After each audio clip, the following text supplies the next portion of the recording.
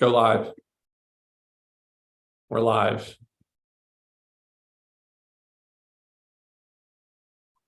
It'll show up in about 10 seconds. There you go. You see it? Go live. Okay, I hear echo now, so I think we're here.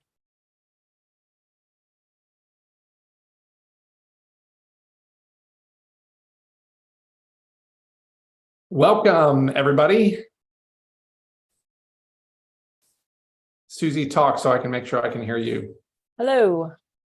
Awesome. We're going to give folks a minute probably to jump on who are just joining us. So hang on and we'll get started with this presentation.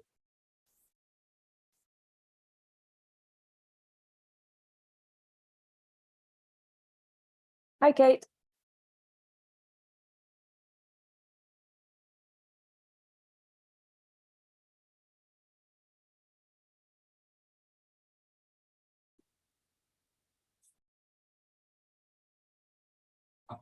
Go live. We're live.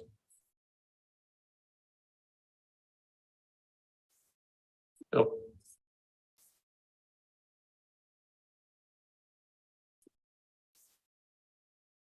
Welcome. If you're just now joining us, we are going to get started here in a few moments.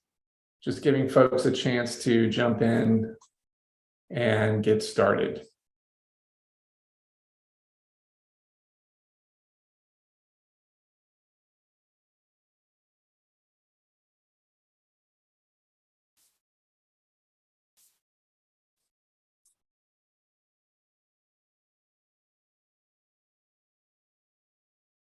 Well, let's go ahead and kick it off. Thank you for joining us here on this rainy night in Denton, Texas, for a discussion about what you might be finding on the ballot for the November 7th election. There is a bond package in the form of 8 different propositions that you'll see that we're going to talk about today. But we wanted to give you a quick overview. My name is Kevin Roden, and I was fortunate enough and honored to serve as chair of the 40-person Citizen Bond Committee. And here is my friend and colleague, Susie. I'll let her introduce herself to you. Hi, I'm Susie Rumore, and I was the vice chair of the Citizen Bond Committee this summer. Awesome. So what we're going to do is make this quick, very casual. We want to give you a chance to ask any questions that you have. So if you're viewing via YouTube, which I'm sure you are, there's a chance to add in questions via the chat section there. So feel free to post them and we're monitoring that. We're going to get to those questions at the end of tonight's discussion, just to keep it orderly and make sure we get a chance to go through all the propositions first. Some of you guys might be connected on the Facebook event page. We'll be watching that as well if you want to put comments or questions in there, and we can respond to it.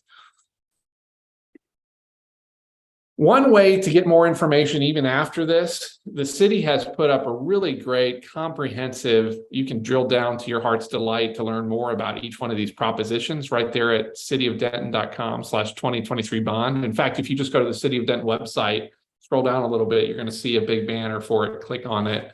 Everything from the financial implications to what are the desired outcomes to some maps in some cases on different projects to help you understand more. So that's going to provide a lot more detail than even we're going to go over tonight. We're going to try and give you the headlines and highlights to what you will find on the ballot tonight.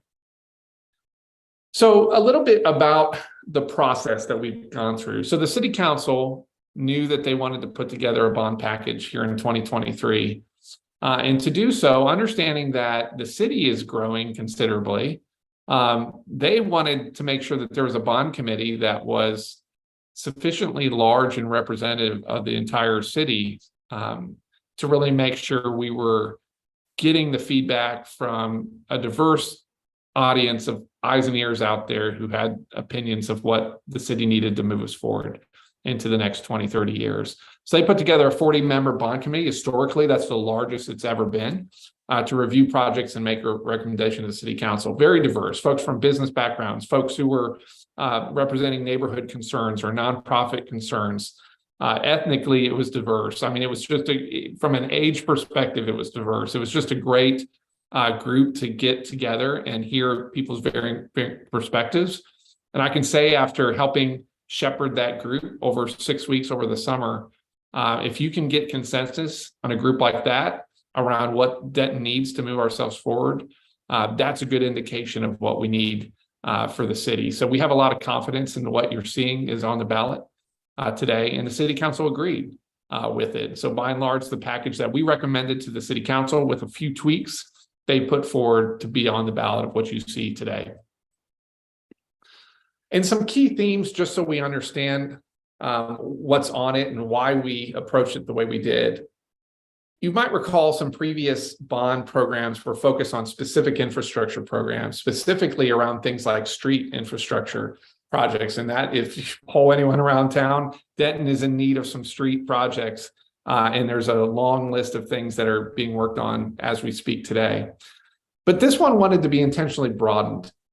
We wanted to have a quality of life focus on this. When you think about raising a family in Denton, when you think about what you want to do on the weekends in Denton, when you think about what it means to just have a great city, what does that mean? And what are some of those amenities and elements and projects that you want to have on the ground? So that was a quality of life focus. We also know that Denton is growing, and it's growing quickly. And so when you think about that, new things coming online to expand facilities or to be able to provide more opportunities for more people is essential, or else we're going to get to a point where just trying to go and work out at your local rec center is going to be impossible because there's a line out the door and just trying to do that. So there's a lot of ideas around what do we need to be looking forward to as our population grows. Also, there was a theme among a lot of the conversations during those 6 weeks this summer as we met as a committee around what sort of public investment can we do that we think will unlock private investment opportunities and help get more investment in our city. And so you're going to see that as a theme coming up in a lot of these propositions, and we'll highlight that where we can. And then finally, I think there's a bit of ambition in this of just saying, how do we shape a city that we can all be proud of? You see a lot of people wearing I Heart Denton shirts around here and other things that just exude the pride in the city. And how do we continue building that? And how do we get on the forefront of that? So those are some key themes that we're going to be talking about as we dig into these. You're going to see this on the ballot, as I mentioned, in 8 distinct propositions. Texas law requires that propositions are put within certain categories, so you can't all lump them in together. What's nice about that is if there's something on here that you really have an issue with, I hope you don't, but if there is, you have the opportunity to adopt the vast majority of them and then be able to vote no on something that is maybe objectionable for whatever reason. But so by and large, you're able to come in here and you're going to see these streets, the drainage, the parks, the public safety, affordable housing, active adults, South Branch Library, and City Hall West. You're going to have the opportunity on the ballot 8 different times to vote on those. We'll talk about each one of these individually as we jump in. So without further ado, hand it over to Susie to talk about Proposition A. Hey, thanks, Kevin. So Proposition A sort of lumps together a few different projects. So back in, Kevin, was it 2012, 2014, a previous bond, voters approved quiet zones to be implemented along the railroad, along Mingo Road. And basically a quiet zone is you sort of rearrange the design of the street. You have to meet certain elements, certain requirements, and then the train doesn't have to blow the horn every time it goes through a crossing. So anybody who lives near the railroad knows that that train is going off all the time. So quiet zones are what you have to do if you would like the train to not blow the horn as it comes through. But those didn't get implemented previously. There wasn't enough funding. It was miscalculated from previous staff. So this is trying to get those implemented, what voters approved. Also included in this package are the Mingo Road improvements. So this includes adding a center turn lane, much needed bicycle and pedestrian infrastructure. Right now, there is only a ditch to walk in. If you're on a bicycle, you have to ride in the street with vehicular traffic. It's not safe for anybody, really. And then also included in this is a Riddell Street extension. So between Mingo and University, the plan is to add a center turn lane, to add bicycle and pedestrian infrastructure. Right now, that does not have any bicycle or pedestrian infrastructure. And then also south of the railroad, just a little ways down to sort of realign Riddell Street down there. This would also include, as part of the quiet zones, it would include closing the railroad crossings at Pertain and Willis, in exchange for adding that Riddell crossing. All right. Awesome. Proposition A. Proposition B is on drainage and flood control, $58 million in these projects. This is not the first time the city has jumped into this, but if you think about it, particularly in the center of the city, there's a lot of creeks running through here that have the tendency to, when we get strong rain events, like we're seeing this week, those creek beds can come up and flood. If you remember, any of you guys were here in 2007, significant flood event that flooded a lot of the areas that we're talking about in the downtown and some of the surrounding neighborhoods that had a lot of properties significantly damaged as a result. So what you're seeing with this is three distinct types of projects. One is Oakland drainage. If you think about the area around TW, the south part of TW up on a hill, of course, then there's a creek at the bottom, and the combination of those two creates a lot of flooding in those streets and overflowing into properties. So there's the desire to get after that. There's also upstream detention improvements. Think about the area of, a lot of us know it affectionately as Murder Kroger. Around there at the fairgrounds, there's an idea to put a retention pond up there as the stuff is flowing down there towards downtown area to help slow up some of that drainage as it's going through there, as all part and parcel to the Oakland drainage project as well. Then there's the Pecan Creek tributary, phases 3 and 4. So we've already gone through a couple phases of this in previous bond packages. This will continue that work where it's going to take some existing creek beds and make a drainage ditch underground that will keep things from flooding over to provide greater flow of water through those areas. The point of this is that in all of this, it helps address what we know as historical flooding, safety concerns. We know that it will take an estimated 129 acres off the floodplain, somewhere in the tune of 100, and I think I wrote it down somewhere, a significant number of parcels out of the floodplain. This is one of those examples where we have public investment that will trigger private investment, because a significant number of south of downtown properties are contained in that floodplain that prevents anyone from building any new projects on them, given the current situation. So we're hopeful that this will help continue to grow our already dense urban area and the downtown area. And then Proposition C is all related to the park system. It has multiple projects in it, including aquatics improvements. So the natatorium is lacking in space for flat water for programming. So we've got lots of groups who need to use the flat water pools, and we don't have enough space, and they've been struggling to schedule them and get that programming going. There's also some maintenance that needs to happen to keep everything working. So there's one item that has met its 20-year lifespan, and that's the water treatment and circulation equipment. And of course, to use the water, we need it to be clean. So that's one piece of this proposition. Another is trail development. So when the city was recently updating its parks master plan, trails was the #1 passive recreational amenity that was requested by the citizens of Denton. So this proposition would include $15 million for trail development. And then finally, this would include the development of Denton's first inclusive playground.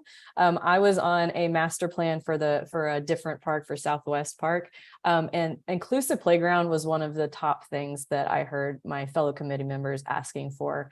So that's for, kids of all abilities to have somewhere that they can go that is safe and they feel welcome and they can use the equipment. And so this would fund Denton's first inclusive playground as well. Proposition D is on public safety. We've been about trying to update a lot of our aging fire stations or add to them around the city as we're growing outward. Two of these are, one is fire station number 5, which is at Windsor and Bonnie Bray. That is in need of upgrading, as well as the fire station number 6, which is on Teasley Lane, currently right next to the South Branch Library, right there on Teasley. A lot of things when you have aging, there's just not the size that they need for modern equipment. There's also a lot of amenities. If you think about a more progressive set of fire department employees, in which we have female firefighters that maybe weren't contemplated years ago, where they've showed us when we were doing some tours, the creative ways they have to do to just cordon off the living quarters to make sure there's privacy for females and male firefighters when they're there. Because a lot of times when you're on a shift for long periods of time and you're actually sleeping and you're quartered in there as well. So also different things to help out with cancer prevention things. A lot of times when you're running engines within a bay, other things with the equipment that they're using to help keep them safe and secure. So just the need to do that. With Fire Station 5, if you know, now with Denton High School coming online off on Body Bray, a lot of new retail development up near University and a lot of new housing development all the way down that street, they're going to actually reorient the entry point onto Windsor as opposed to onto Bonnie Bray to help get fire trucks out there faster. The other great thing about this project is the expanding the Linda McNatt Animal Shelter. Did you know there's currently 100+ animal waiting list to be able to get in and have access to that shelter? And there's such a demand in our growing community, and that's such a popular place for families and individuals to go. That whole project out there has become really beautiful with the co-located dog park that's out there. And if you've been out right next to that, tucked around the corner, is the new tennis center that's been growing out from there. So we want to expand that to expand capacity and just get some things fixed in there, like air conditioning fix and a separate building for things like dog isolation and quarantine and relocate veterinary services and things like that. So a lot of people love that shelter and love what it provides for our community. So we want to make sure that that gets passed and is part of this package. And then Proposition E is for affordable housing. So 15 million for this. So if you live in Denton, you've probably noticed that the cost of homes has gone up. You've probably, if you talk to somebody who rents, if you're not a renter, you've probably heard that the cost of rent is skyrocketing as well. And it's becoming increasingly difficult for people to afford to live here. So part of what makes Denton such a cool place is all of our artists and our musicians. And the housing costs right now are really challenging for them to afford. Our service workers are struggling to afford things. Even some of our teachers and city staff are struggling to afford to live here. So this proposition would support the development and the maintenance of affordable housing in Denton. So we have groups that work to build affordable housing, and this bond would help purchase land for affordable housing units. It would give grants and loans to facilitate affordable units, and also fund affordable housing resources as well. And so this would all sort of over time in small and big ways help us to build more affordable housing so that more people can afford to live here and be able to stay here as well. The Active Adult Center, $47 million. If you know where the current senior center is, it is currently located on Bell Avenue, right in Quakertown Park area. That is an aging building built in 1977 and is only 19,000 square feet, and it is at capacity. And of course, with all the types of events that go on around Quakertown Park in that area, from festivals and events in the Civic Center all year long, that parking becomes really difficult, and especially for the folks who might need it the most, who are utilizing the services of the senior center, because they might have mobility issues that prevent them from walking longer distances. A lot of reasons why we need to construct a new one and even contemplate where that might be. The thought now is to put this closer to where you're going to hear about the South Branch Library here in a second, and co-locating it in there in another park land type of environment that would allow for some great synergy among the types of amenities that are out there. So it'll have better parking, improved accessibility, more expansion of programming opportunities. And then there's a lot of questions as well, what comes of the current senior center? That's an opportunity now. There's currently a downtown master plan as well as a Quakertown Park master plan that are being contemplated. And there's a lot of opportunities to rethink that entire area, what might become of that building if it continues to exist, or the area where that building is. There's a lot of opportunity there as well. And then Proposition G is the South Branch Library. So the South Branch Library is the basically the busiest library that we have in Denton, and they have run out of space. They need more space for programming. They need more space for staff. They need more space for collections. They're really lacking in space right now, and that's why they are on the ballot. So if you've recently tuned in, Kevin and I served on a 40-person citizen bond committee. So we are just residents of Denton who helped basically recommend a package of things to send to city council for approval. And that's what you're now seeing on the ballot. So we discussed all of these projects over the summer. And we actually got to tour the South Branch Library and see where a room that was intended for 2 or 3 staff was trying to house, 5 or 6 staff. So it's really crowded, definitely lack of programming space. So it needs some expansions so that it can meet the needs of the folks that are visiting it. We also were told that in addition to being the busiest, it has some of the most checkouts per hour that it's open. And it also has the most visits out of any branch of the Denton Public Library. Proposition H, City Hall West. I love this project. This has been talked about for years and years. If you know where City Hall West is, I'm sitting right here in downtown Denton. You can see the courthouse behind me in all the rain. You just go up the road here on Elm Street. There's the old City Hall that's sitting there. It's a Spanish style building, beautiful architecture. Used to house a variety of things over the years, from City Hall meetings were hosted there to community events, to a fire station at one point in time, to business development services more recently. It's been vacant for a while and has suffered from just neglect because we haven't invested in it. But it's a significant architectural piece in the heart of downtown. What's awesome about this project is it was kind of retrofitted like we used to do with old buildings, where we're like, yeah, that's some cool auditorium space and cool entry stairwells, but let's make it fit for utilitarian office space and things like that. And so the current layout is really weird and wonky as you walk through that. But we have partnered with Architectus, which is an historical firm that has renovated many projects around the state in a beautiful way, to really look at the potential of that, of what if we were able to reinvigorate and bring back to life the old auditorium that was there, to be able to host public events and public art events and theater and things like that for public entities, and to be able to restore things like the entry stairwell. There's just a lot of great bones into that building, like there are with a lot of old buildings. So it's an opportunity for us to invest and get that back online in the heart of downtown.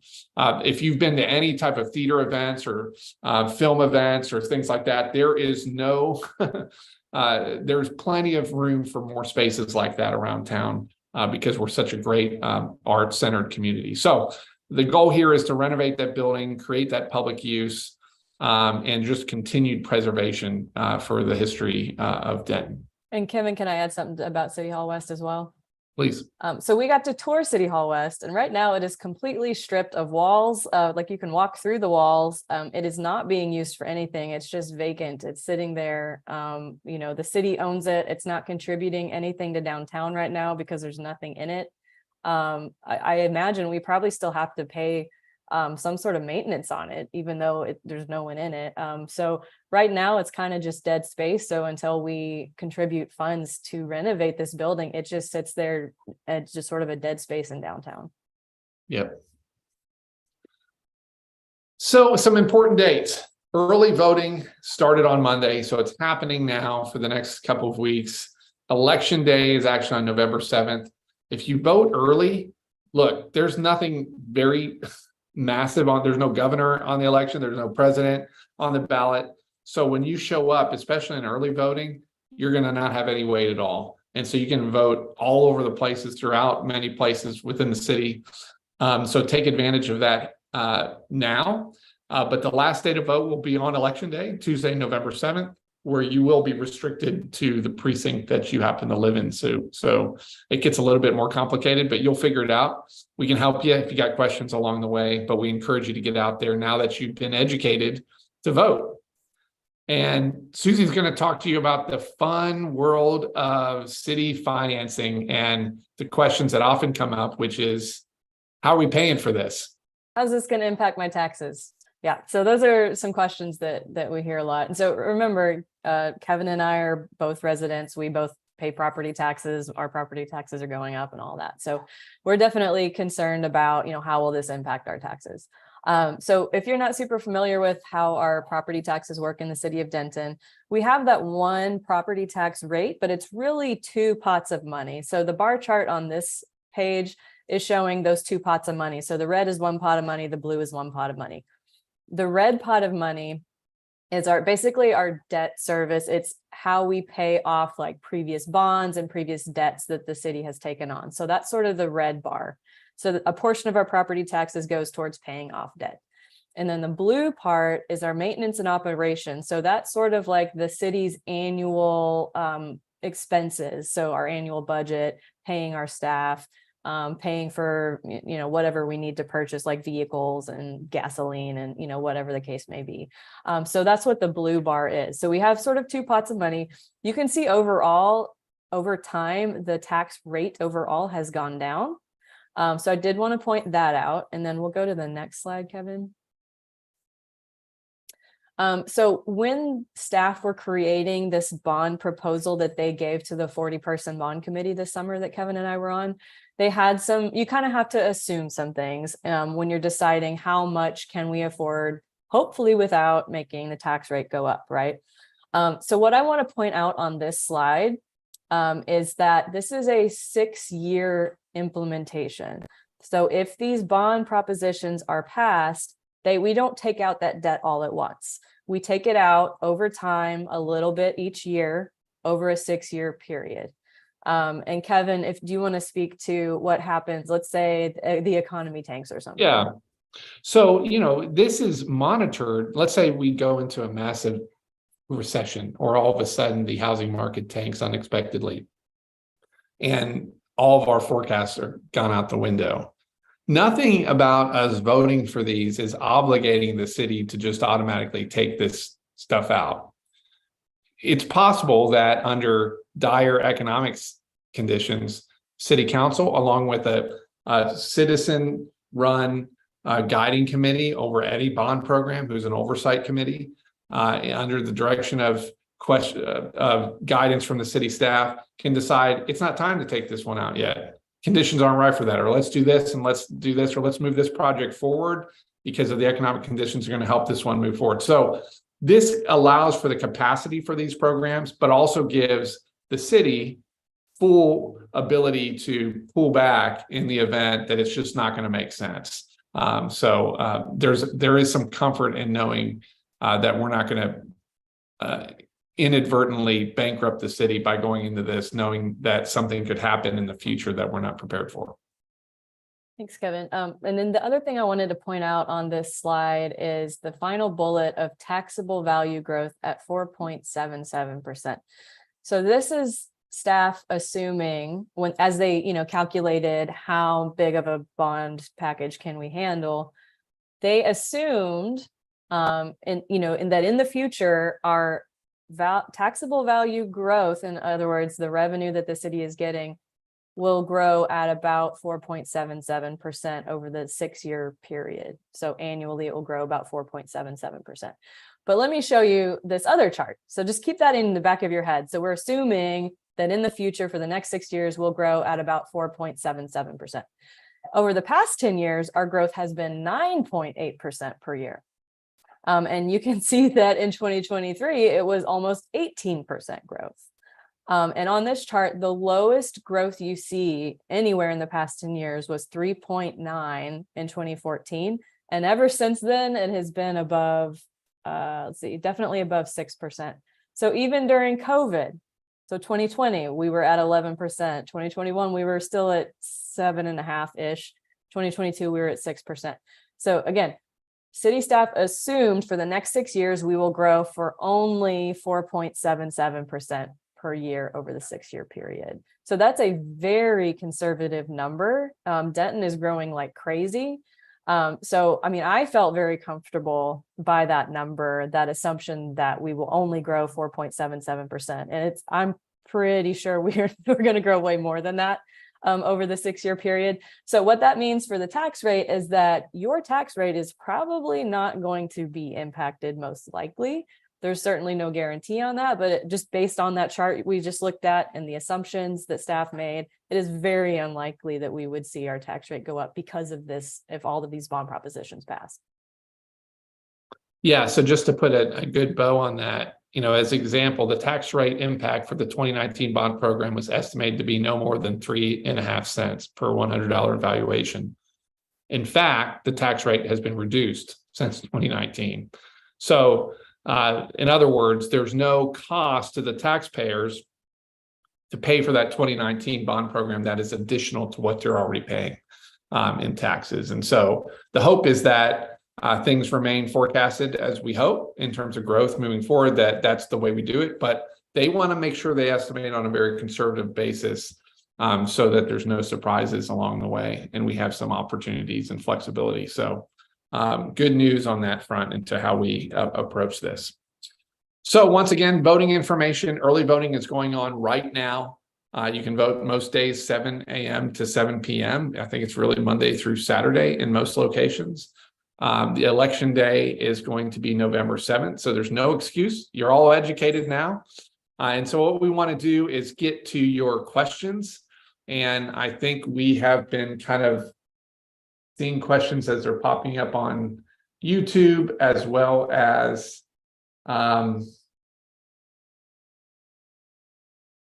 maybe else other places. So I'll go ahead and stop sharing here and let's scroll back to the top and see if we can't answer some of these questions. So there was a question about, and I've seen this elsewhere too, is originally the committee, when we voted on that Proposition A that you were talking about, which includes the Riddell Mingo project, street project, which includes pedestrian bike facilities, as well as the Quiet Zones project. Originally, the committee had voted to not include Riddell in that project. Susie, would you want to speak to what you remember as to the reason why we didn't include that in the project as this was getting over the finish line, and why we think the city staff, or really not the city staff, it's city council who brought that back? Right. So the only verbalized concern that was given by any committee members during all that voting was that there was concern that expanding Riddell would facilitate the 2-block closure of Bell Avenue on the TW campus. That was the only verbalized concern that anybody said.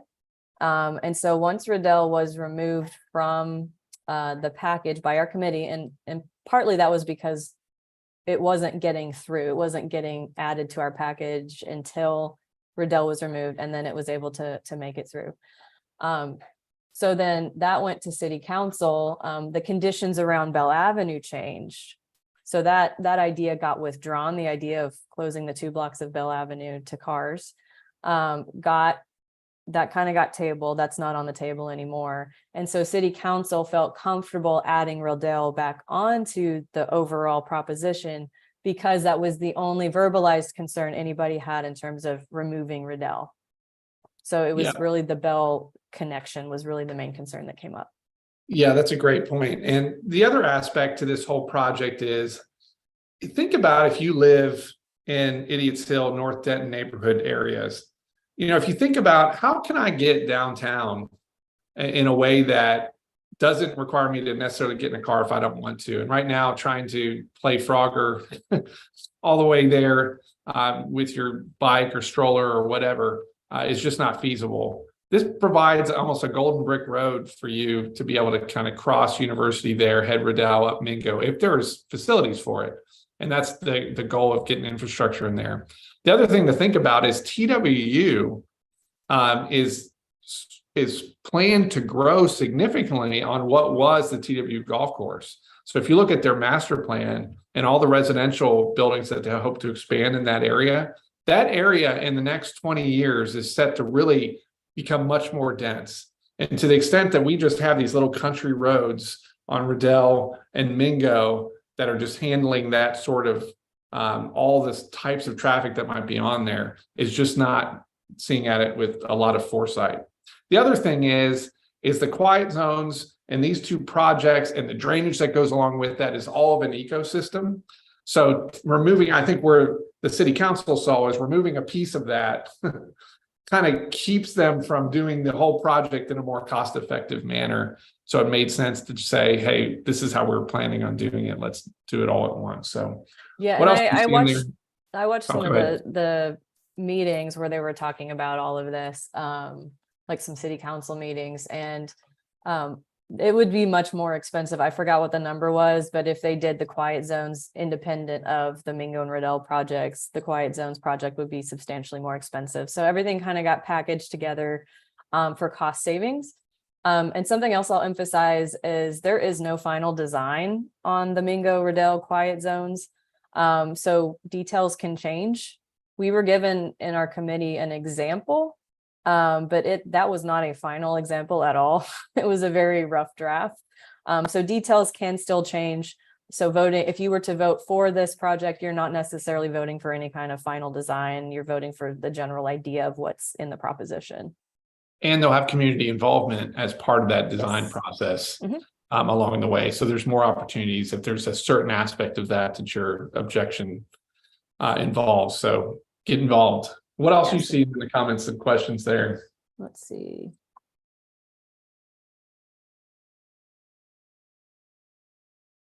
Oh, I saw a question that says, I question why Prop B is the smallest dollar amount while millions go to public art.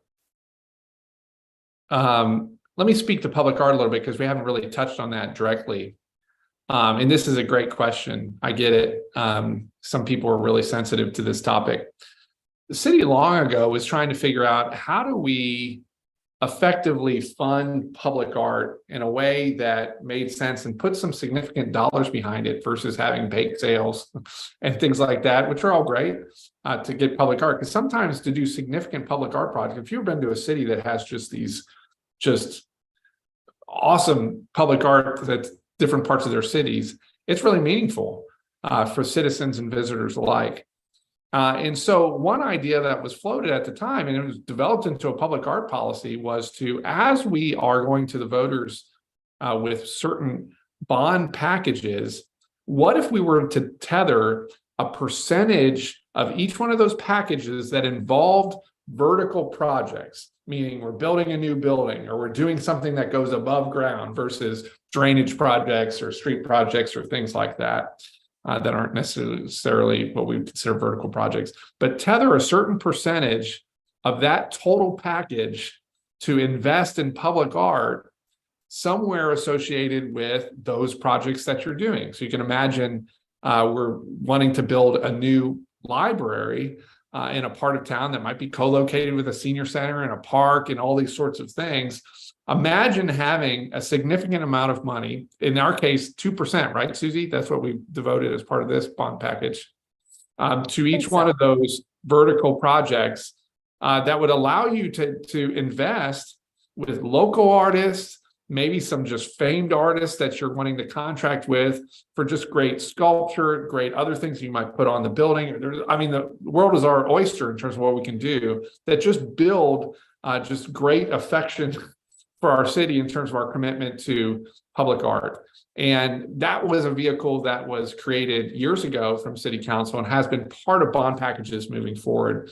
Our direction as a bond committee was, instead of having public art as a standalone project that we've seen historically has failed, if that's in front of the voters, why not tether it to these projects?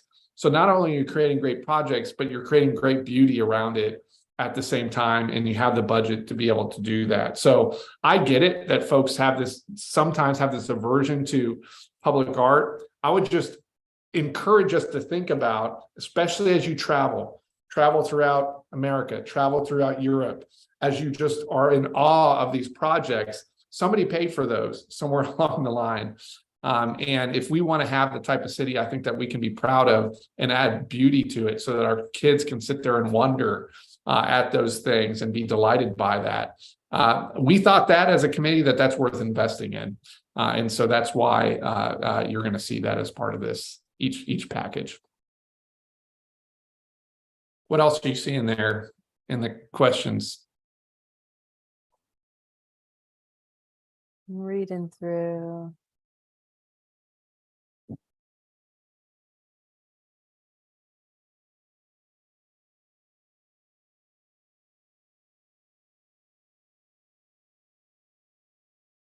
I think it's largely comments. So one, I guess, final thing that I can add is our committee was originally tasked with, we were capped at recommending up to 335 million in projects for this. And so even at that 335 million, staff felt confident that, our growth rate could handle this without, really anticipating seeing an increase in the tax rate. But at the end of the process, rather than recommending 335 million in projects, the committee's recommendation was it 309 million? Yep. So we already reduced it by, about 30 million from what was originally, what we were originally capped at. And so the situation financially is even better than kind of, I guess, where we started. So, we definitely have the tax base that can support this without needing to increase the tax rate. Yep. Awesome. Well, I think we can, here he goes. When can we expect anything start? This is a lot of money for ideas. Anything to start? So go ahead, Susie. So it's a 6-year bond. So the city staff usually prioritize and figure out, which year are we going to do which projects, and that can vary. It can change over time. They may have a plan initially, and some sort of market conditions or something may impact the order that it happens in. So like right now, the city is working on the 2019 bond. So that's a lot of street construction and that kind of thing.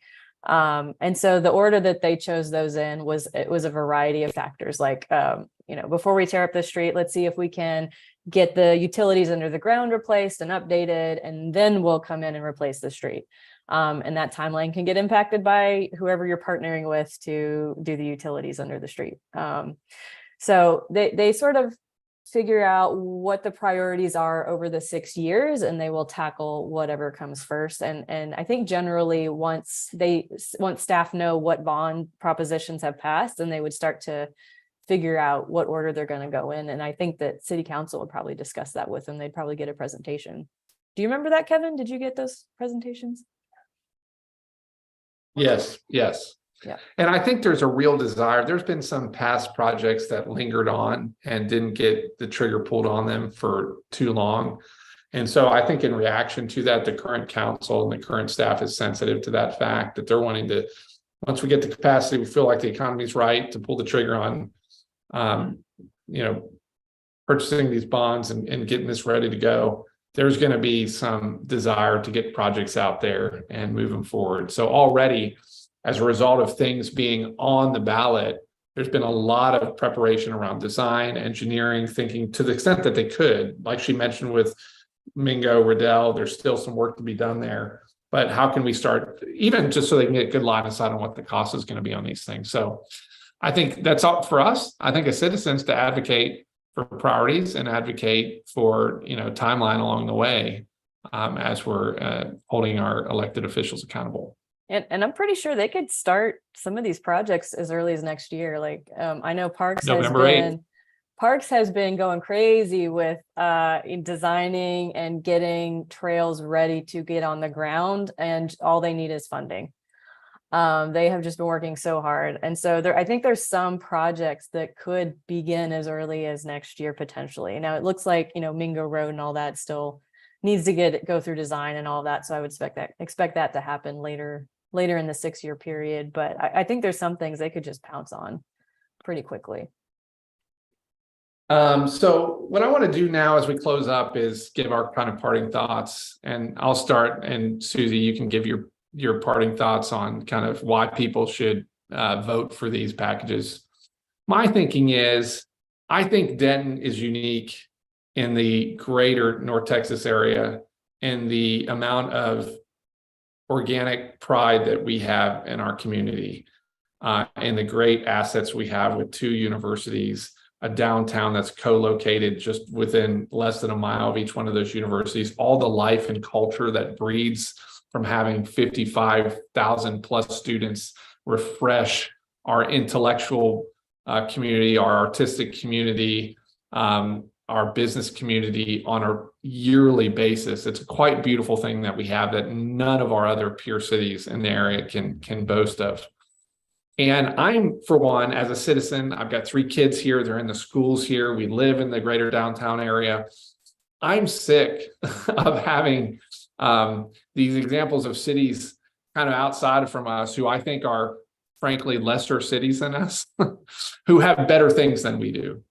And I think there's a sense in which I want to take the pride that I have as a community in this community and be willing to be ambitious about, I don't want to have a park that I have to drive to another city to go to because it's awesome and because children with special needs need to drive there in order to do it.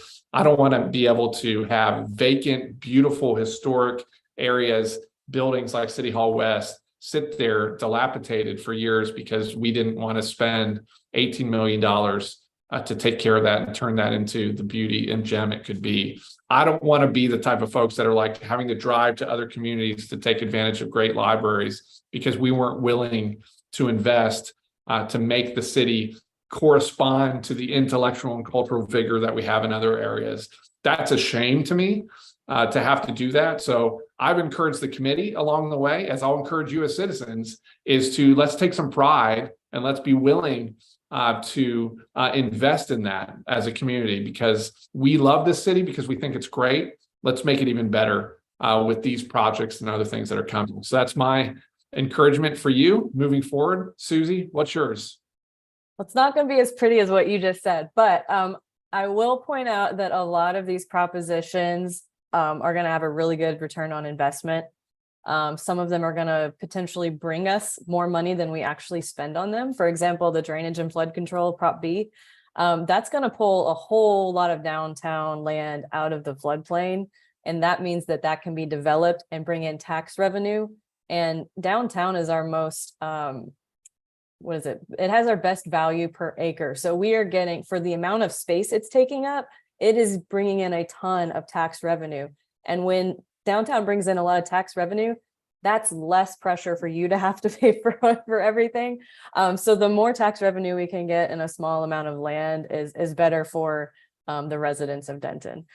So, you know, the drainage flood control, the park system Prop C on trails, for example, with that 15 million, we can potentially build $70 million worth of trails. And so that's not only recreation, but that's also transportation for some people. Some people can't drive. Some people don't want to drive. But, you know, if it's attractive and easy and safe for people to choose other means besides driving, that also has the potential to reduce car congestion, right? So it makes it better for drivers as well. And there's value to, you know, not having to sit in traffic as well. So I just think of these as well, you know, as you go to the polls, just think about, you know, how this impacts not only our revenue and, you know, sort of take some of the tax pressure off of you, but also, you know, is it making your life better or your neighbors' lives better? So there's, you know, kind of I think the Surgeon General of the US has been talking about the epidemic of loneliness, right? So we need community spaces for people to come together, to interact with their neighbors, to have social interaction, to feel connected with their community. And several of these, like libraries, recreational centers, that kind of thing, kind of brings us all together and makes us feel a little more connected with each other. And that makes us a little bit happier, right, than just being alone in our houses all the time. So as you go to the polls, kind of think, you know, broader picture as well. Awesome. Well, thank you, Susie, for helping out, share this, and thank you all for joining us tonight for this session. I think it's recorded, so we'll be able to share it out, and you can share it with your friends who want to learn more about it as well. Get out and vote. Tell your friends, your family, your neighbors, colleagues to get out and vote as well. We need everyone getting out there to put this over the finish line. So thank you. Thank you for your time. Talk to you guys later. Bye. Thanks.